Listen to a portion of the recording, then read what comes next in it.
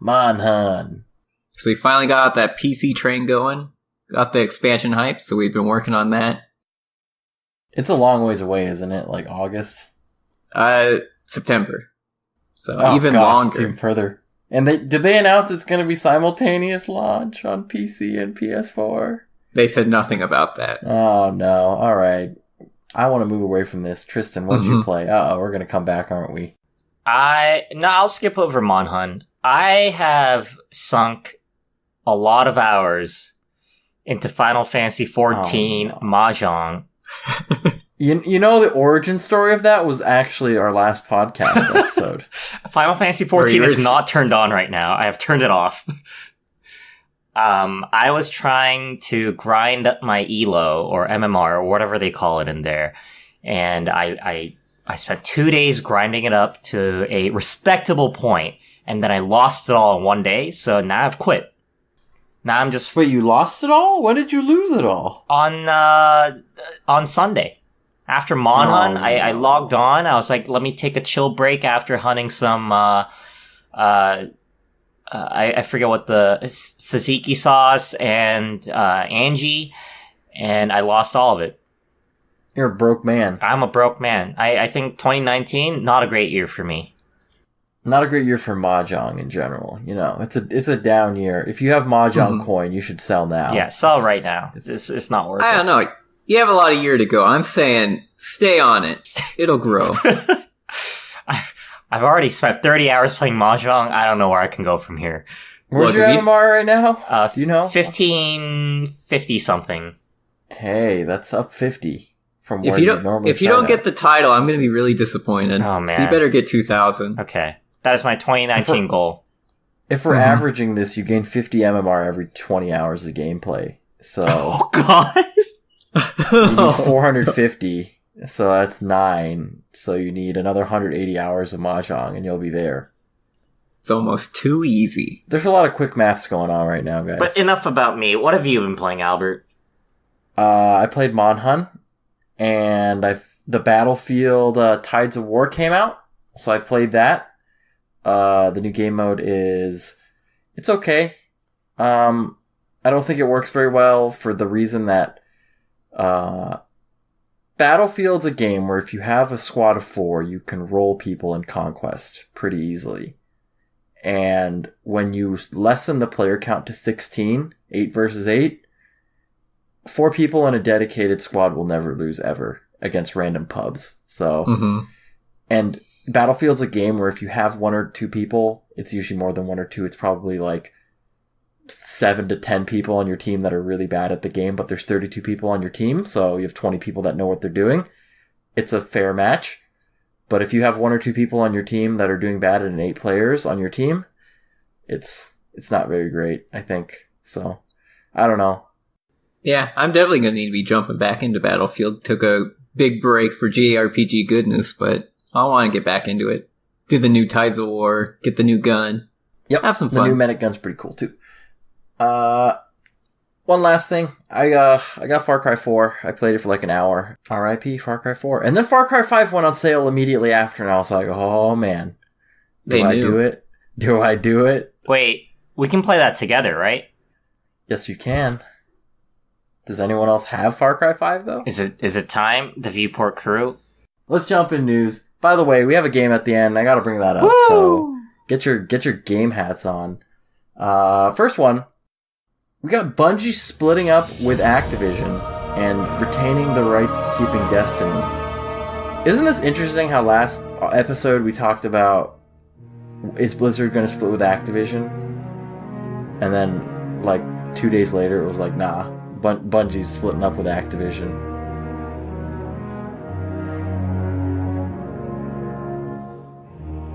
Okay, right. I'll go first. I'll go first. I have questions. We'll just edit that out. I had questions. So, I don't know. With this particular case, I mean, there have been rumors that people at Bungie didn't like working with Activision, but it was kind of weird because when they split with Microsoft, and then got their independence. They were like happy, and then they went with Activision, and then it doesn't seem like they learned their lesson. I don't know if there's a lesson to learn per se, but it seems as though they want the money from big publisher, but they don't like working with big publishers. So I don't know what's Bungie's. What do you want, man? Line of thought here. What do they want, right? Mm-hmm. I think Bungie's deal with Activision was very unique. It was very long. I think it was about 10 years. And it was on a very strict schedule, but they had all the money in the world, basically. So I can see why they left Microsoft to do this thing. But I think it got increasingly apparent that Activision wanted something that was very different from what Bungie wanted, right? Like, they basically forced Destiny 2 out the door. It was not finished. A lot of the DLC and season passes were not great for Destiny 2. They kind of fixed it up with Forsaken, but it was already too late. Like, Alex and I got it launch week, and we played it for about, 1 week? 2 weeks? I'd give it 2. And then we haven't touched it since. So, I think Bungie kind of felt the pressure of this very cadenced release cycle. I think part of the deal was they had to release something every fall. And after 8 years of this, I think they saw that it doesn't really work with their development philosophies. Didn't that happen with Destiny 1 too, where it was kind of mediocre, and then I think it was the Fallen King or whatever was a really good expansion for it? Yeah, so the problem is the people that fixed Destiny 1, like the team, was different from the team that made Destiny 1. So what happened is the team that made Destiny 1, after they finished the game, they went to make Destiny 2, where a different team upgraded Destiny 1 after launch. So they kind of went through the exact same cycle of like releasing... It was like an FF14 sort of deal. Except it reversed, and it went from bad to good to bad again. Mm-hmm. So. Yeah, without the last part. Mm-hmm. So how do you guys think Bungie as a studio will change after this? I mean, they obviously don't have the big funding, but do you think that they have enough, I don't know if the word war chest is a good word, but I'm going to use it anyways, to sort of take the studio where they want it, which seems to be polish up your games. Because Destiny I see a little bit of why they needed Activision the first game, right?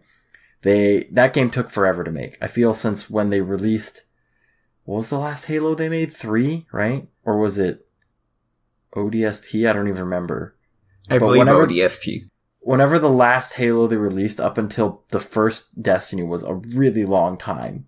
And we just kept hearing like something big is coming out of Bungie. Do you think that they can take their time with their next thing? Also, do you think they kept Destiny as an IP? What are the odds that the next game's going to be Destiny? Because I think it's going to be pretty low. I think it's extremely low. I think if anything, they'll probably go the path of unveiling some new concept and then maybe even crowdfund it. I think that could be the direction they'll go. What are the odds? All right, hear me out. That next E3, Microsoft announces they've acquired Bungie as a studio. Ooh. Home at last. But perfectly possible. I mean, Microsoft has definitely shown that they are wanting to acquire a lot of in-house studios to make some real AAA first-party titles. I also think the Seattle connection, right? Like Bungie's over here in Washington near Seattle, and so is Microsoft. So, like the local talent, I guess. And then my last question is, so it's very infamous, I guess, that with the exception of Halo 1, that none of the other Halo games released on PC. Halo 2 did. Oh, did it? Yes. Halo Wars did. And Halo Wars did way long after it came out on Xbox 360. Was 2 a simultaneous launch, or was it like a later launch? I believe it came out after. Okay. And it used the terrible Games for Windows platform. Oh, that's right. Hey, that's why I remember that. With Play Anywhere, Halo 7 or whatever the next one is, definitely gotta be on PC. It's Halo Infinite, right? Halo 343? Halo Infinite. Made by 2K.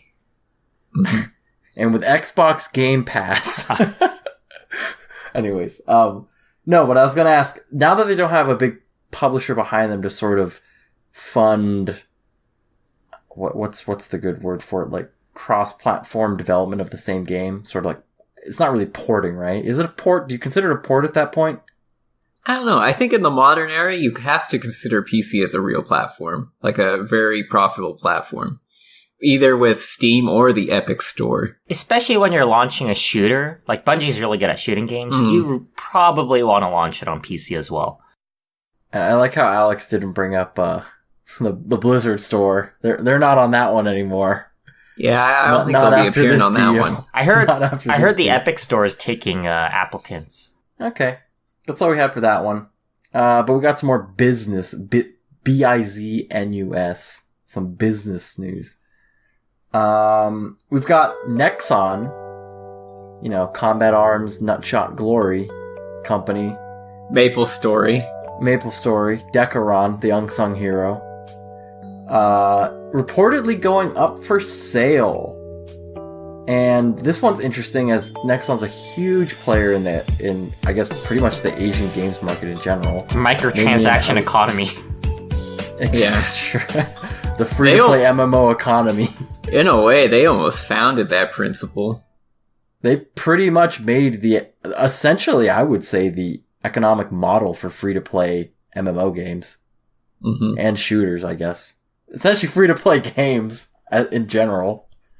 But I've got one in mind. But who do you think would, if they go up for sale, who do you think would buy them? So they said Tencent, EA, Activision, or Disney are all in the interested parties list, which I don't know if I would enjoy it if any of them bought them. Like that is not good news there.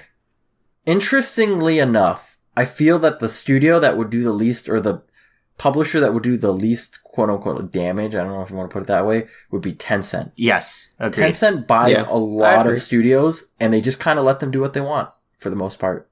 As long as it turns a profit. Yeah, they don't really as long as they send all the American data back to their Chinese shores. You mean Korean data? Korean data. Are you telling me you didn't play Combat Arms? I mean, they have track of how many nutshots I have, I guess. Yeah, exactly. They're like, this guy, he only aims low. I think EA would be the worst to buy them. I think they would, or maybe not, because I'm gonna be honest, Nexon's a little scummy in their practices on their free-to-play games. So maybe they definitely can be. Maybe EA is the perfect fit for that. I think Activision needs to fill their gap now. But, I mean, to be fair, I think Nexon is not the they're not the most respected company in the business. I mean, the ship, I think, is pretty steady, right? We haven't heard much from Nexon doing bad in any way. I was just wondering, which of these potential buyers do you think would work the best, or which one do you think would change their company the most? I would probably say EA. Disney? No, I think Disney would change it the most. Mm-hmm. Like, everything Disney has to be make family-friendly. Toontown 2. You mean no more nutshots? No more nutshots. No more Counter-Strike Nexon zombies? They'll make, like, a Splatoon ripoff. Platoon. Wait. Alright. Anything else on that one, guys? Alright. Let's chug on. We've got, we just talked about EA. You gotta talk about EA a little more. Wow, this is like really chained today. All the stories are slightly related to each other. I mean, I put that in the order, when I planned it out, but the stories helped out a little bit. Other than that, what do you mean other than that? What am I saying? We're moving on to EA canceling another open world Star Wars game. How many open world Star Wars games have there ever been made that have gotten canceled? I swear to God, every year we hear one gets been canceled. Yeah, they've definitely been throwing concepts out for at least a decade, I think. This particular one, I think, was announced back in 2013 as being starting development, and now it's been canceled. So this one was the heavily rumored one that they confirmed was one where you would be playing a bounty hunter. So that dream is dead now No more Boba Fett. 1313, I forget what they said that one was going to be about, but I think that was more of like choose whoever you want to be. But I just want to start simple. On a scale of 1 meaning absolutely, completely, and 10 being no, not at all, how much has EA wasted or not wasted their deal with Disney to make Star Wars games? Fairly high. What was the absolute one? 10? 1. 1. Absolutely. Alex? Realistically, it has to be near 1, because they just haven't released really anything other than Battlefront games, and we all know what those two did. The last non-Battlefront Star Wars game I can even remember is Rogue Knight. Was that what it's called? Rogue Knight. I think I've heard of that one. The one with Starkiller? Oh, I don't remember that one. Alright. If I were Disney, I would be furious. Like, you gave access to basically the biggest franchise ever, right? Print money in the theaters. Literally prints money. And you made 2 bad remakes? I don't know what you would call the new Battlefronts. Like, how could you screw it up so bad? And you cancel. To be fair, if these games that they canceled were bad, that's fine. But the fact that they like announced it and then they canceled it, and they like Visceral Games was also making one. They killed Visceral Games. I think getting people's hopes up and releasing really, really bad games instead is not a good move. But you have to wonder, if they release Battlefronts, what did these games look like? Well, this one they said got canceled essentially because the time frame that it would need to make it didn't fit into their financial planning. And obviously, like, we aren't business people, and we know that EA wants to appease their shareholders. But, I mean, we just talked about Battlefront 1 and 2 being a mess. But do you think that EA needs to rethink their business practices and sort of, I don't know, give a little more time to these studios? Obviously, they're doing well as a company, right? They're making money, so obviously the business isn't feeling any pressure to change. But as fans, we see all this negative press coming out of games getting canceled, their games being bad. Do you think that they see a reason to change at all? I mean, there's always this thing about hitting them where it hurts, right? If people actually didn't like these games, they wouldn't buy it. But I highly doubt we're part of the vocal minority when it comes to Battlefront and Battlefront 2, when it was actually a mess. And I feel like with these other games, they were at least trying to do very well. Like the one that Visceral was trying to make. They hired the writer and director from Naughty Dog, who worked on Uncharted. So, I mean, I'm pretty sure that would have been a fine game.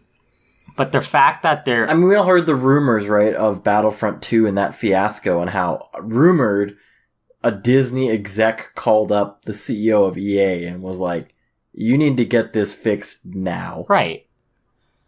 I don't know. I feel like EA has the leeway to make... we don't know how many exploratory games that they're making inside their studios, but I feel like they have the leeway to release some, like, non-money grabby games when they have FIFA and what else do they make that's yearly? NHL? Madden. Like MLB, right? They're printing money off the side anyway, so why not just make something that the gamers actually want in a pretty established franchise? Because, I mean, Battlefield 5 obviously was kind of rushed to release, I think. And I think that's pretty much apparent at this point. But they chose a very safe World War II setting. I think they could have probably tried to do something more experimental if they gave it more time, but just doesn't seem to be EA's modus operandi at the moment. And I think it's very apparent, like, between Battlefield 5 and Battlefront 2, where DICE had more say. Because I feel like, you know, Battlefield 5 isn't perfect, but it feels fun to play as compared to Battlefront 2. Definitely. It has a lot of base systems that obviously were intended to work a lot better than they do, and they've been fixing them, but it's not quite there yet, which could have been probably solved if they had a little bit longer of a release window. Yeah, those two games also had very different design philosophies. I feel like Battlefront was sort of make it more casual. Mm-hmm. Yeah, definitely. Battlefield 5 went make it more skill-based. Yeah, typically, yeah, I'd say that the new Battlefront series was probably made more casual-friendly. And I think it makes sense, right? Because with that IP, you attract such a larger audience. Yeah, there'll be kids and stuff playing it, so they'll want to make it a bit easier.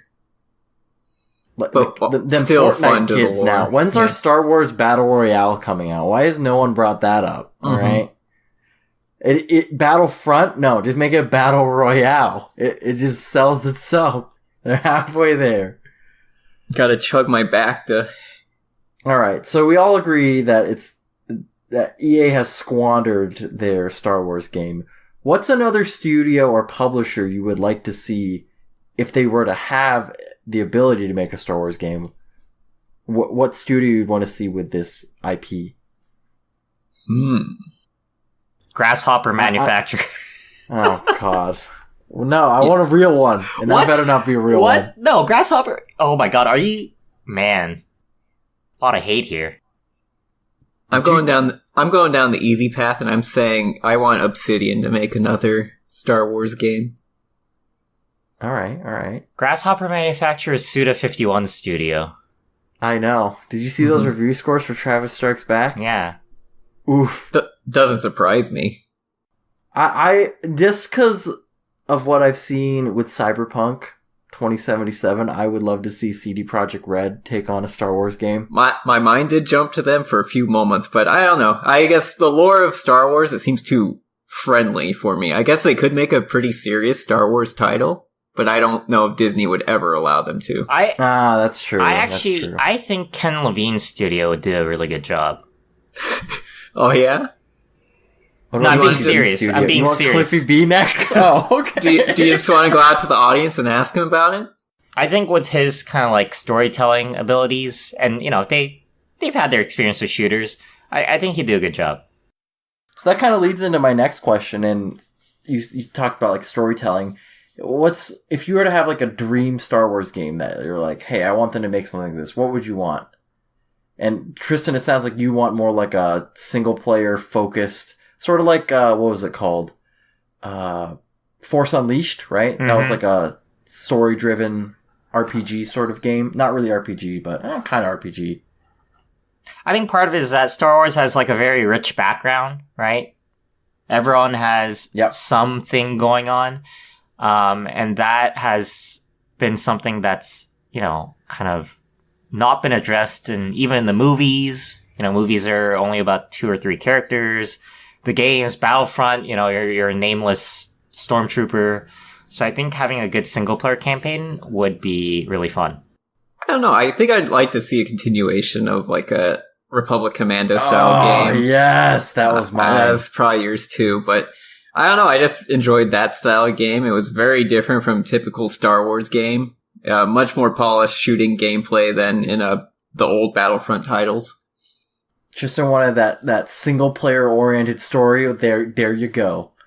Also, the multiplayer in Republic Commando was severely underrated. Oh yeah, it was great. Actually, it was so much fun. I got one. Screw all those things. I just want more Lego Star Wars. Can we get more of those? Mm-hmm. You need more movies to base them off of. That one is bottlenecked by the release dates of the movies. Is it just me? Did you guys not like Lego Star Wars? I liked it. I played the first one. I played the first one. I played the original series trilogy. Is what I did. Oh wait, no. I played 4, 5, 6. Yeah. I guess that is the original in one sense. Yes. I don't know which one came first though. If they did the prequels or the. I believe the prequels came first. Okay. For Lego, that would make sense because that kind of corresponds with when the movies came out, right? Right. Yeah. Okay. All right. Any last thoughts on EA and their Star Wars management? No? Okay. We're going to move on to the next story. We've got Resident Evil 2 Remake on track to become the biggest launch in the franchise. I just want to say that the horror genre in general has become pretty niche, I would say. Like, not super niche, but not as widespread as like in the 2000s and like the late 90s. And this is especially true, I think, for AAA publishers. So what makes sort of Resident Evil and Resident Evil 2, what kind of makes it stand out, and why did it last, or why is it still lasting beyond so many other like games that sort of died out? Well, I think a lot of people would say after 6 and 5, they're surprised that Resident Evil still exists. But I think they learned from that, and they went back to, of course, they had Resi 7 eventually, which really had that horror aspect come back. And then they also redid RE1. So I think they kind of, went back to the drawing board, figured out what makes Resident Evil actually an interesting horror game to play. And the spooky atmospheres, monsters that are actually more zombie-like instead of just these weird, like, plague beast things. Yeah, I would say a game that it probably learned maybe a lot from in terms of the atmospheric element was the Dead Space series. I feel when Resident Evil was sort of falling off as a series, Dead Space was kind of the horror series that everyone played. Right, yeah. Dead Space 1 especially captured a lot of people's eye. Mm-hmm. As a horror game semi-connoisseur... I thought you were going to say as a horror game. As a horror game, personally, I feel like after 4, they kind of over-indexed on the action part, because that's on Resident Evil 4, because that's what it did really well, right? They moved from the third, like the fixed camera to the third-person camera behind Leon's shoulder, and Capcom's like, holy this is it. We need to do this for all our games. And it kind of got out of control. And I feel like they relied way too heavily on gruesome looking monsters and jump scares and like just action. I think in Resi 5, you like shoot people with RPGs, right? Yeah. And there's just so many enemies on the screen in almost every part of Resi 5. It's not scary at all. You're just mowing down hordes of people. Mm-hmm. And I think Albert has it right. Like in Dead Space, like the feeling of anxiety and horror comes from running into something that you can't kill. Instead of having a machine gun to mow them all down. And I think what's the one from Bethesda? There's a horror game from Bethesda. I know there's The Evil Within. Yeah, that one. That one did it really well. Yeah. Resi 7, it's a very simple premise. You're just in a mansion. The zombies aren't even zombies for half of the game. You're fighting like a family of 3 people. But they're able to capture the actual horror part very well. And I think the kind of choice you're faced of having to fight these things with 2 bullets or try to find a way around them is something they did really well, and that's what games are starting to return to. Yeah, and I think the horror games that succeed the most are the ones that focus purely on, hey, you can't fight back, or if you can, it's very minimal. Mm-hmm. A great series to point to is Amnesia, especially the first one, where all you've got is a lamp, and that's it. And playing the Resi 2 demo, it has the same thing. Like, the zombies actually don't die when you kill them, quote unquote kill them. They keep coming back to life. So it's trying to figure out, like, where do I need to go? What do I need to do? And how do I get around these 2 zombies in a very narrow hallway?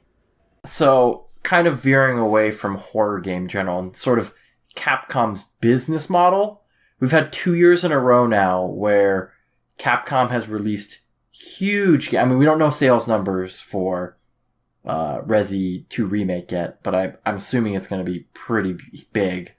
But 2 years in a row, last year was Monster Hunter World, where Capcom has released huge games in January.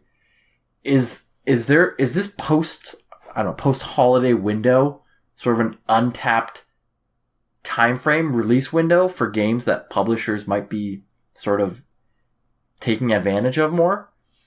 I felt it more as like all the gamers play all their backlog of games during the winter, and then they're kind of hungry for new games at the new year. Because mostly you think of games releasing for the holiday season, right? Mid-November, early December, right? That time frame. But Capcom's like hey, we're going to do mid to late January as our release.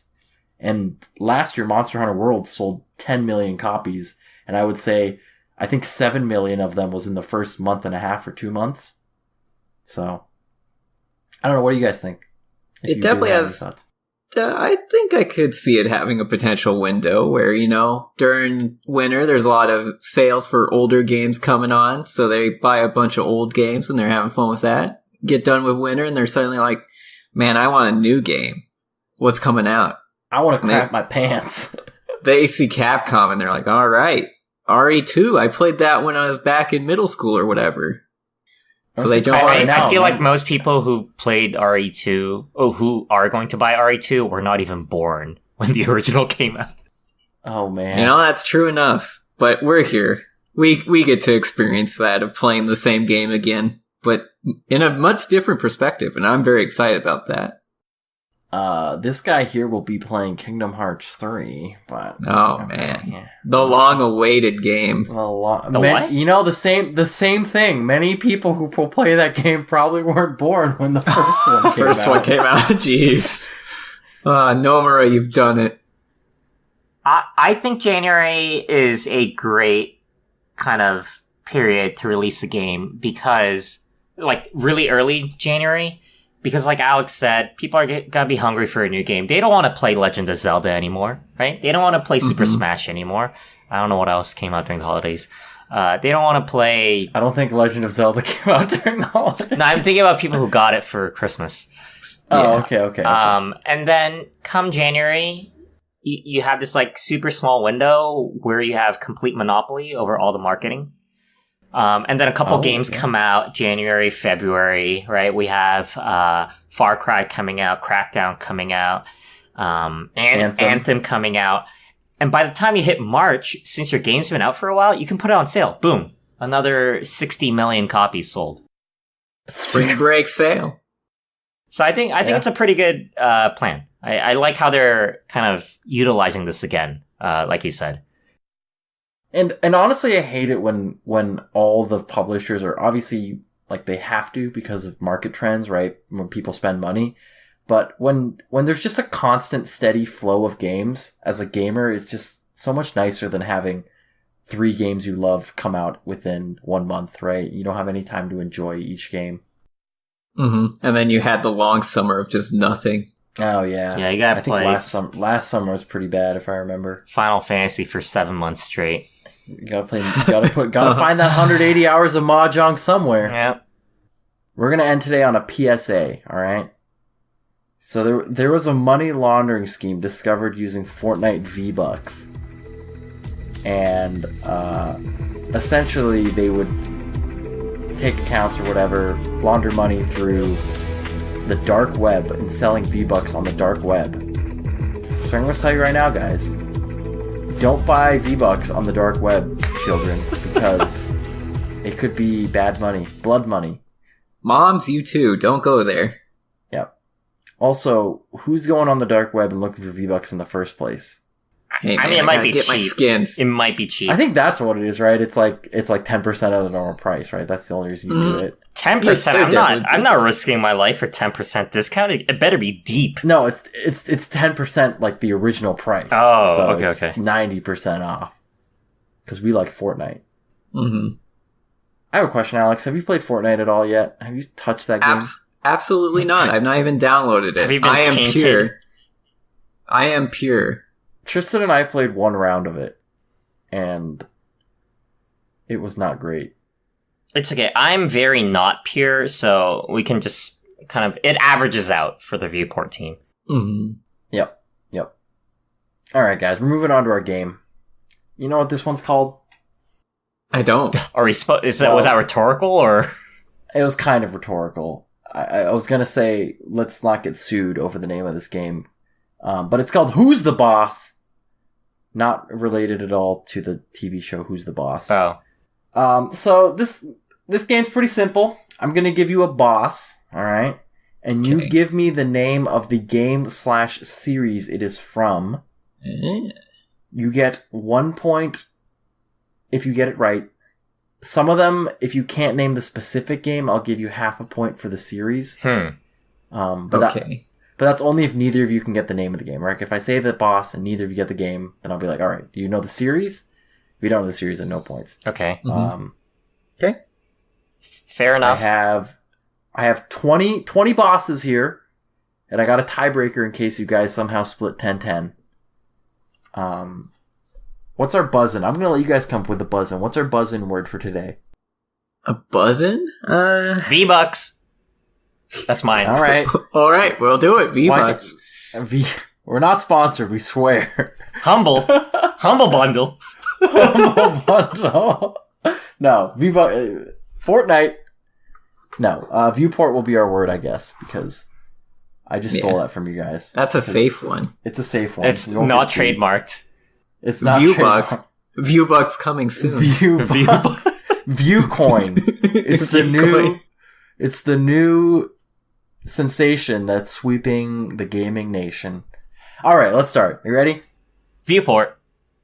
Just right, practicing. Just practicing. Oh, okay. Practicing my buzzer. We've got The Nameless King. Viewport. Alex. Dark Souls 3. Correct. All right, next one. The Yellow Devil. Viewport. Mega Alex. Man. Correct. Uh-oh. Some of these are very easy, by the way, so... Yeah, these are the warm-ups. No, some of these are not. They're Bowser. Mostly easy. The next one is Bowser. Viewport. Super Mario Brothers. Or the Mario series is what I was looking for. But I was going for the first one that he showed up in. Okay. Yeah. Okay. Dracula. Viewport. Castlevania. Was it? I think Tristan was first. You didn't even let me say one, but yes, Castlevania. All right. The End. Viewport. Tristan. MGS3. Correct. Oh, man. Oh, I feel bad now. Frank Fontaine. Viewport. Tristan. GTA Vice City. That is incorrect. Viewport. Alex. Grand Theft Auto 5. That is incorrect. Viewport. GTA. Tristan. GTA 3. It's not GTA. Frank Fontaine. That sounds very familiar. Viewport. Alex. BioShock. Correct. Yeah, there we go. All right, next one. Terramorphous. Viewport. Alex. Borderlands 2. Correct. The Ender Dragon. The Ender Dragon? The Ender Dragon. Oh, I should know this. You both should know this. 5. But I choose not to know it. How about that? 2. 1. Minecraft. Oh. Wait, why should I know that? I think Ender Dragon. I thought everyone knew just at least the boss of Minecraft. He's the only boss. Actually, no, there's one more boss. How about Creeper? Creeper was a boss for me. All right, next one. King K. Rool. Viewport. Donkey Kong Country. That is incorrect. Oh wait, no. What? I guess it's right. What? I don't know how you could be wrong. I was doing DK64 as my game, but I guess he was in that. Okay. First. Okay. Sorry, Tristan, you guessed the wrong one in the series. Correct. Didn't DKC come out before DK64? That's what I said. I said it came out first. Okay. Sorry, I'm old. This list, when I was writing this list, I was just thinking of the DK64 one because he's so much cooler. The boxing ring. If I said Super Smash Ultimate, would I also get it wrong? He's not a boss, so yes, that would be wrong. Okay. Taboo. Viewport. Oh, Tristan. Super Smash Brothers Brawl. Correct. GLaDOS. Viewport. Alex. Portal. Correct. Mom's Heart. Viewport. Tristan. The Binding of Isaac. Correct. Oh. Sephiroth. Viewport. Alex. Final Fantasy 7. Correct. Ganon. Viewport. Alex. The Legend of Zelda. Correct. Asgore. Viewport. Tristan. Undertale. Correct. Your Rival. Viewport. That was a tie. Oh no. Who do I choose? That was literally the exact same. Guess a number between 1 and 10. 7. 5. I chose 2. So Tristan. Pokemon Blue. Pokemon series. So yeah. Ansem. What? I had to do it, guys. Ansem? Ansem. 5. Viewport. Tristan. Kingdom Hearts. Correct! No. Oh, okay. There we go. When in doubt, you don't know it, and Albert gets really excited to say Kingdom Hearts. I couldn't choose Xehanort because that would be too easy. I don't know that I was either. gonna guess Legend of Dragoon. That's a good guess. That's Melbourne from. I knew that was the other JRPG you played. All right, next one. M. Bison. Viewport. Alex. Street Fighter. Correct. The Nihilanth. Viewport. Half-Life 1. Correct. Oh, man. Wow. Last one. The Lich King. Viewport. Tristan. Warcraft 3? Sure, I'll take Warcraft 3 or I'll take WoW. Wrath of the Lich King. Or Witch King. What was even the... Lich remember. King? Wait, I thought Lich King was in Warcraft 3. He is. He is. I don't remember if he's a boss, though. Maybe he is. So we've got what? Alex with 1, 2, 3, 4, 5, 6, 7, 8, 9. Tristan with 1, 2, 3, 4, 5, 6, 7, 8, 9, 10. Woo! You guys made my tiebreaker for me because neither of you knew the Minecraft one. Yep. What was the tiebreaker? I just want to know. The tiebreaker was Dr. Neocortex. Oh. Is that Crash? That's Crash, yeah. Mm-hmm. All right. Congratulations, I would like to thank you for not putting any Kirby bosses.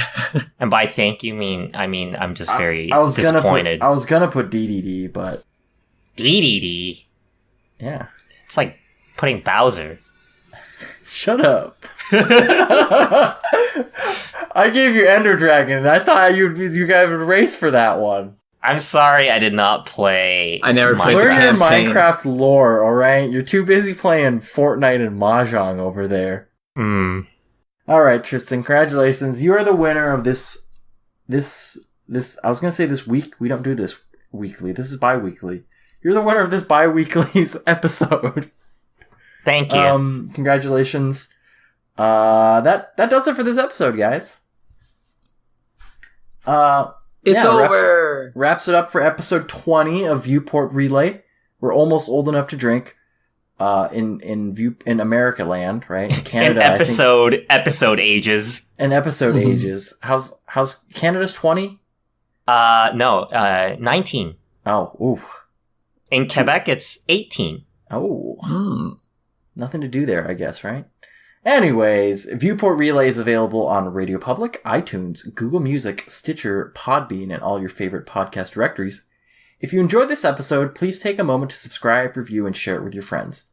We're also on social media as Viewport Gaming on Twitter, Facebook, and Instagram.